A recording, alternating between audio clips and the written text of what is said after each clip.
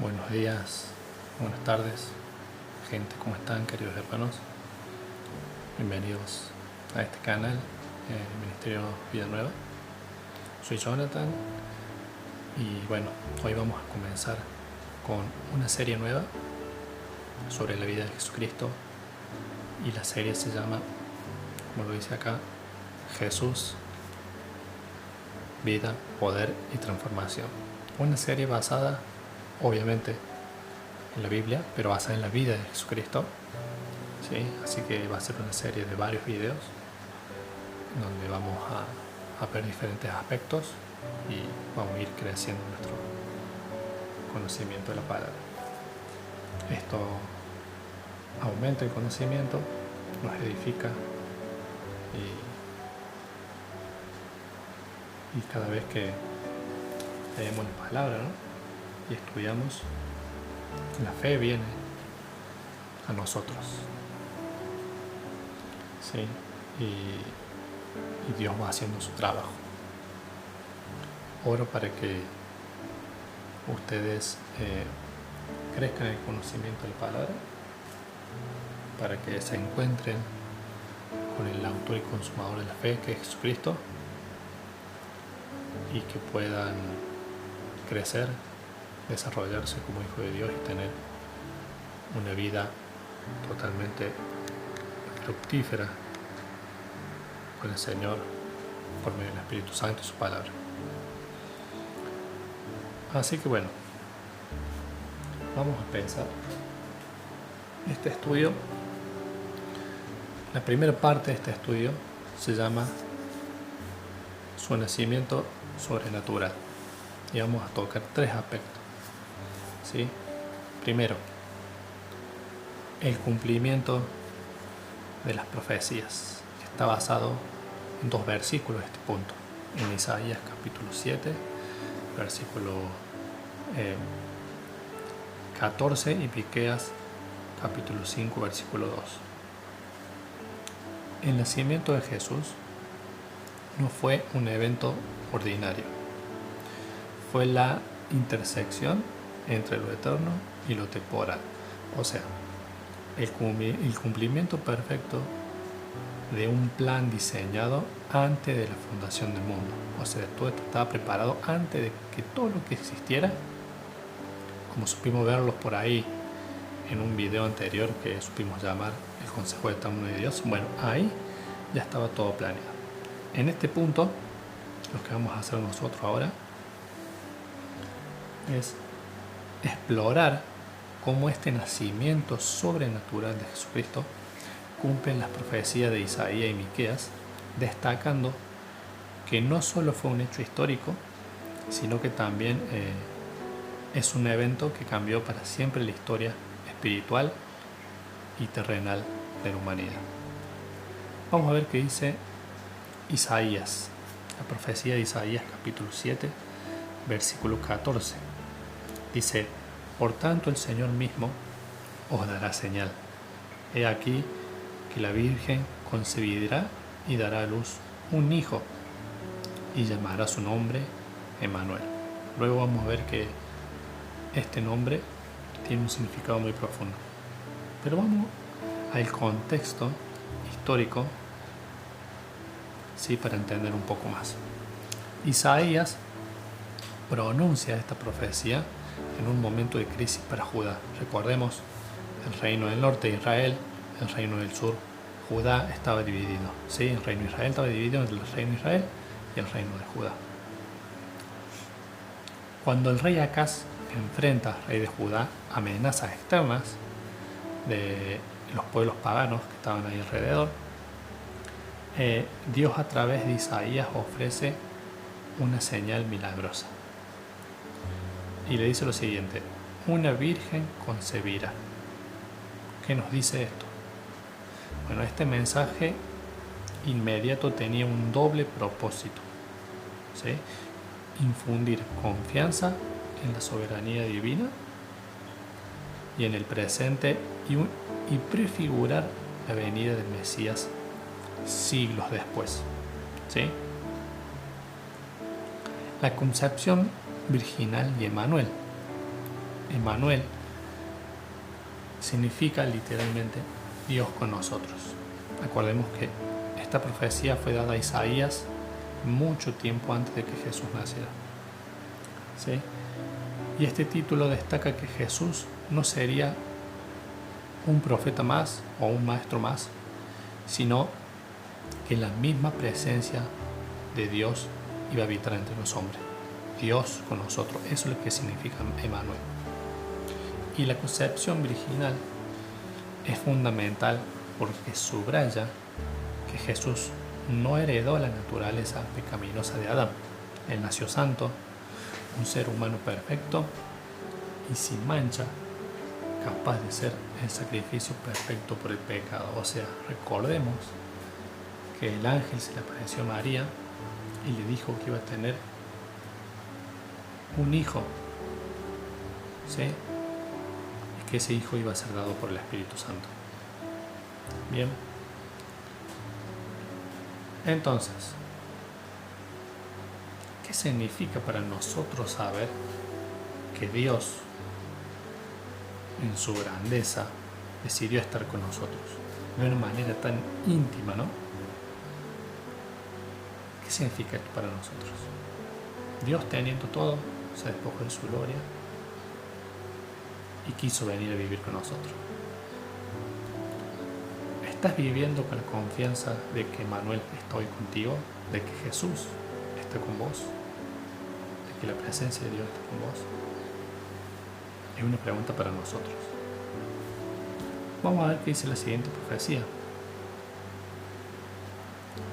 Miqueas capítulo 5, versículo 2. Es el lugar predestinado por Dios. Y dice lo siguiente: pero tú, Belén Efrata, pequeña para estar entre la familia de Judá, de ti me saldrá el que será Señor de Israel. Y sus salidas son desde el principio, desde los días de la eternidad. Este pasaje dice muchas cosas. Primero, Belén fue la ciudad escogida por Dios. Belén era una pequeña aldea sin gran relevancia política, o sea que no era una aldea más chico que un pueblo, insignificante prácticamente. Por eso dice sin relevancia política. Y fue elegida para el nacimiento del Rey de Reyes. Este detalle muestra cómo Dios escoge lo humilde para manifestar su gloria. ¿Sí? Vemos cómo Dios elige cosas humildes y sencillas para manifestar su gloria. Esto es lo que nos está dejando ver este pasaje. Ahora también hay una profecía, una precisión profética que se destaca sobre la soberanía de Dios y sobre los eventos históricos. E incluso el decreto de César Augusto que obligó a José y a María a viajar a Belén. ¿Sí? Esto formaba parte de este plan perfecto de Dios. ¿Sí? Eso es lo que acabo de decir, lo podemos leer en Lucas, el Evangelio de Lucas, capítulo 2, versículo del 1 al 7. ¿Sí? Entonces ahí vemos el cumplimiento de las profecías. En Isaías, en Miqueas, que ya hablaban del nacimiento de Cristo, del lugar de donde vendría. Y esto fue dicho mucho antes de que Cristo naciera, pero mucho antes. Ahora vamos al punto 2, el Mesías eterno. ¿Por qué el Mesías eterno?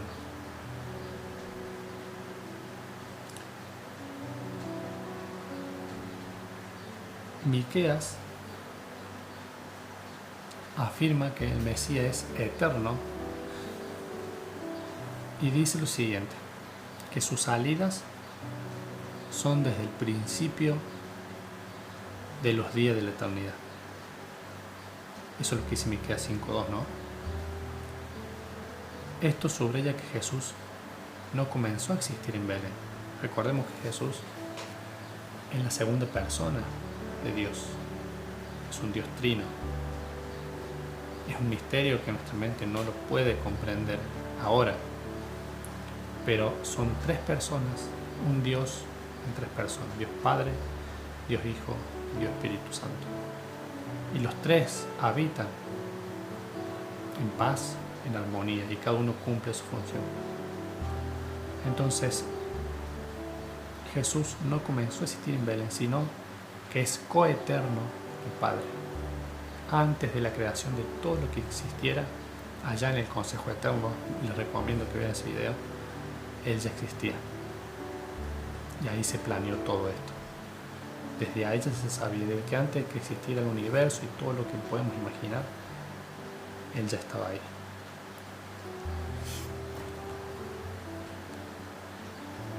En el Evangelio de Juan, ¿sí? Capítulo 1, versículo 13, ahí está escrito: Jesús es descrito como el Verbo eterno, por medio del cual todas las cosas fueron creadas. Él es mucho más que un rey humano. Él es el creador y sustentador de todo lo que existe. Vamos a ver qué dice. En el principio era el Verbo. Y el Verbo, cuando habla del Verbo, está hablando de Jesús. Y el Verbo era con Dios. Y el Verbo, escuchen bien, el Verbo era Dios. Jesús era Dios. Este era en el principio con Dios, en el principio, antes que todas las cosas existieran. Hay un término que se utiliza para esto. No recuerdo bien ahora, pero se habla de que antes de que existiera toda esta dimensión, ellos coexistían ahí en un lugar, fuera de todo lo creado. Y dice, este era en el principio con Dios. Todas las cosas fueron hechas por Él. Y sin Él, nada de lo que ha sido hecho, nada de lo que fue creado, fue hecho. O sea que todo fue hecho por Él, como dice en otro versículo. Todo fue hecho por Él, por medio de Él y para Él. Bien, vamos a citar acá un historiador judío que se llama Flavio Josefo, de gran relevancia. No es un historiador cristiano, es un historiador judío, secular, que nació en el año entre el 37 y 38 después de Cristo, unos pocos años después de la crucifixión de Jesús, aproximadamente entre el 30 y el 33 después de Cristo, y murió alrededor del año 100 después de Cristo. Este escritor judío Flavio Josefo fue muy conocido por sus obras como Las Antigüedades de los Judíos y La Guerra de los Judíos. En estos documentos, en estos eventos históricos que él registró del pueblo judío, ¿sí?, en el contexto más o menos del siglo I, y escribe también sobre las relaciones con los romanos. Flavio Josefo, aunque no aborda directamente la eternidad del Mesías, en el libro de las Antigüedades de los Judíos, específicamente el libro 18, el capítulo 3, sección 3, Flavio Josefo menciona en su libro a Jesús como un hombre sabio que realizó obras extraordinarias.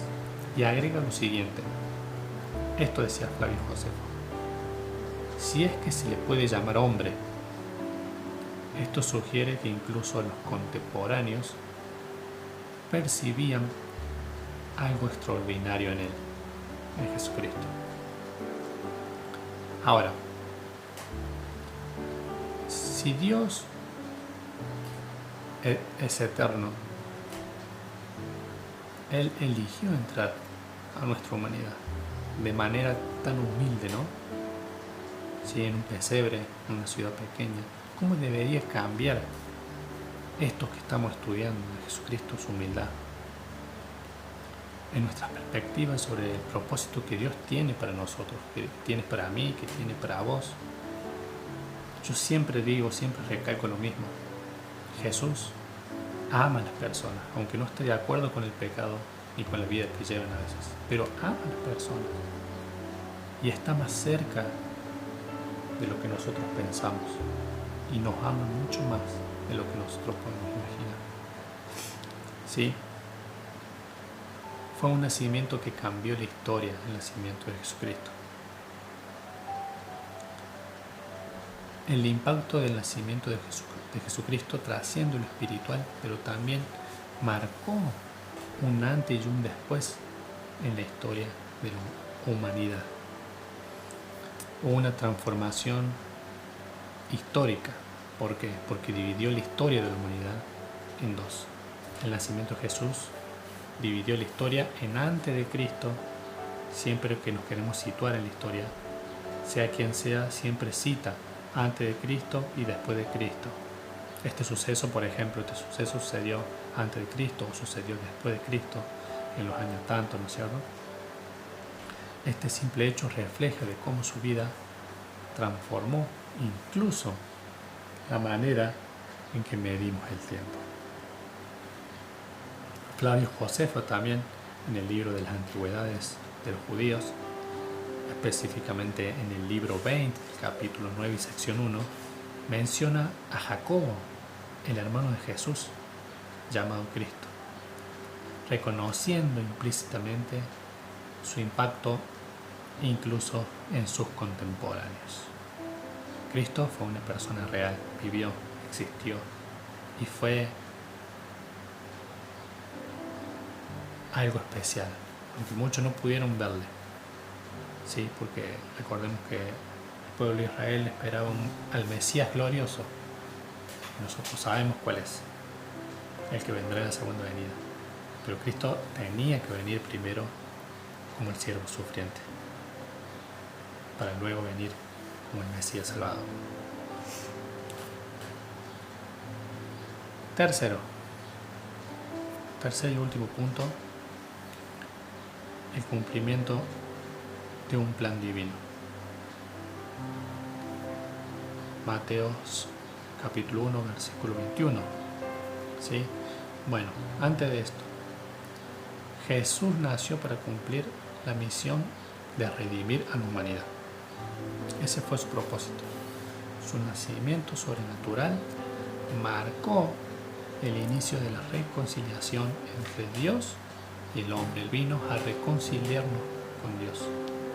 Se hizo como un hombre, se despojó de toda su gloria y él dijo: yo voy a ir por ustedes, voy a entregar mi vida por ustedes, para que por medio de mi sangre ustedes sean reconciliados con el Padre y tengamos entrada hacia el trono de la gracia y tener vida eterna para aquellos que creemos, ¿no?, en el sacrificio de Cristo. Pero Mateo 1, versículo 21 declara lo siguiente: llamarás a su nombre, le dice el ángel, Jesús, porque Él salvará a su pueblo de sus pecados. Vieron que no le dijo va a salvar a su pueblo de los romanos, está diciendo de sus pecados. Esto resume la razón de su llegada: salvar y restaurar la vida de las personas. Jesús, el Emmanuel eterno, no es solo el Dios con nosotros en el pasado, sino que también es el Dios con nosotros hoy. El nacimiento que cambió la historia sigue transformando vidas hoy en día. ¿Por qué? Porque su impacto no tiene fin. El impacto de su nacimiento no tiene fin hasta el día en que Él venga. Jesús sigue transformando vidas hasta el día de hoy. Y quiere transformar mi vida, quiere transformar tu vida y la vida de todos aquellos que están perdidos en el mundo. Aunque Él no obliga a nadie, siempre se le va a dar la oportunidad. Pero la persona tiene la decisión del libre albedrío, de aceptarlo o de rechazarlo. ¿Sí? Voy a leerle una historia que me gustó mucho como para concluir este primer video, ¿sí? Hay varios videos más de esta serie, este es el primero. Y el título de esta historia dice La luz en el pesebre. Y dice lo siguiente: había un hombre que vivía en un pequeño pueblo. Era carpintero y humilde y trabajador, pero en su corazón siempre había una lucha. Sentía que su vida no tenía propósito.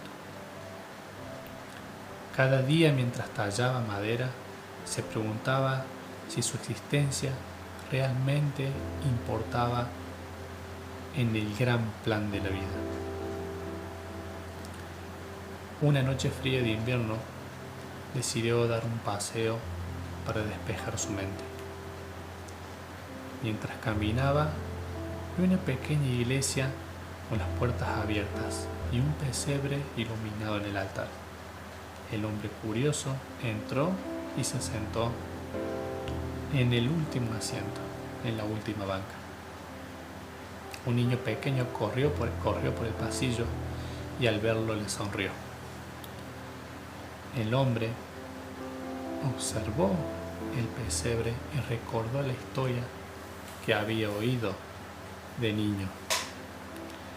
Un Salvador nacido en la humanidad, un establo entre animales. De repente, una pregunta resonó en su mente. ¿Por qué Dios eligió un pesebre para nacer? Mientras meditaba en esto, el pastor de la iglesia comenzó a hablar y decía que el pesebre era el lugar perfecto porque representaba lo que Dios hace con nuestras vidas. Toma lo común, lo insignificante, lo despreciado por el mundo y lo convierte en un lugar santo donde la gloria de Dios puede habitar. El carpintero se sintió conmovido. En ese momento entendió que su vida no era insignificante, que Dios podía usar incluso a alguien como él para llevar su luz al mundo.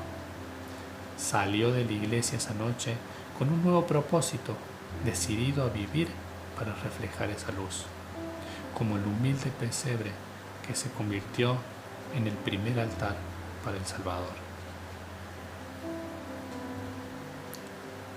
Reflexionemos en este nacimiento que es importante para todos nosotros como hijos de Dios, porque el nacimiento de Jesús nos recuerda que no importa cuán pequeños o inadecuados nos podamos sentir, si Dios nos llama a ser portadores de su gloria. Si Él pudo nacer en un pesebre, también puede nacer en tu corazón y en mi corazón y transformar todo alrededor. ¿Estás dispuesto a ofrecerle tu vida, por más simple que te parezca, para que Él haga algo extraordinario? Vamos a combinar con una oración. Señor, te damos gracias por el nacimiento glorioso de tu Hijo, que cambió la historia y abrió el camino para nuestra redención. Ayúdanos a vivir cada día conscientes de tu presencia y confiando en que tú cumplirás tus planes perfectos en nuestras vidas. Amén. Que el Señor les bendiga. Espero que este primer estudio de esta serie les haya sido de mucha bendición. Compártanlo y nos vemos en el siguiente video de esta serie. Que el Señor les bendiga grandemente.